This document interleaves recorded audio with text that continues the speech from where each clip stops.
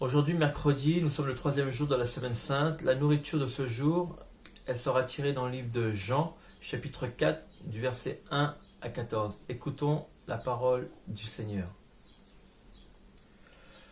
Le Seigneur sut que les pharisiens avaient appris qu'il faisait et baptisait plus de disciples que Jean. Toutefois, Jésus ne baptisait pas lui-même, mais c'étaient les disciples. Alors il quitta de la Judée et retourna en Galilée. Comme il fallait qu'il passât par la Samarie, il arriva dans une ville de Samarie nommée Sichar, près du champ que Jacob avait donné à Joseph, son fils. Là se trouvait le puits de Jacob. Jésus, fatigué du voyage, était assis au bord du puits. C'était environ la 6e heure. Une femme de Samarie vint puiser de l'eau. Jésus lui dit : « Donne-moi à boire. » Car ses disciples étaient allés à la ville pour acheter des vivres.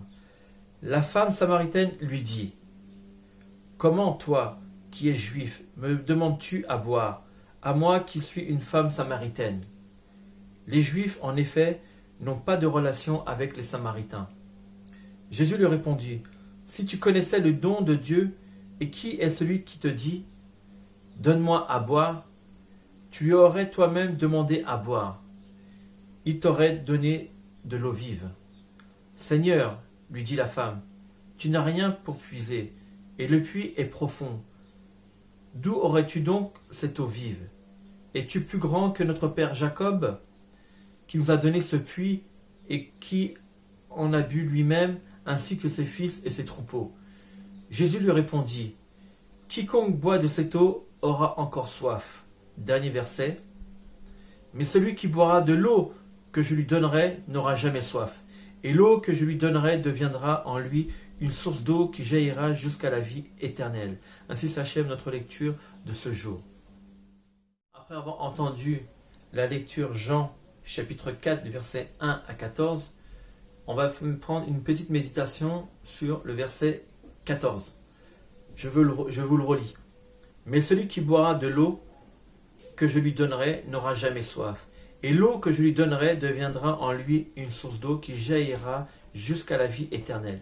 Ce passage est très important car l'eau signifie la parole de notre Seigneur Jésus-Christ. Lorsque vous recevez la parole de notre Seigneur Jésus-Christ en nous, cette parole ne s'éteint jamais. Elle se propagera éternellement, elle sortira toujours de notre cœur, de notre bouche, car notre Seigneur est notre parole et notre eau. On aura bien puisé de l'eau, mais l'eau de notre Seigneur Jésus-Christ qu'il donne à ses disciples, c'est la parole. La parole, elle ne s'épuisera jamais durant des siècles et des siècles. Jusqu'à ce jour, la parole de notre Seigneur Jésus-Christ est toujours en nous. Que la paix de notre Seigneur repose en vous et encore une fois, gardons la foi.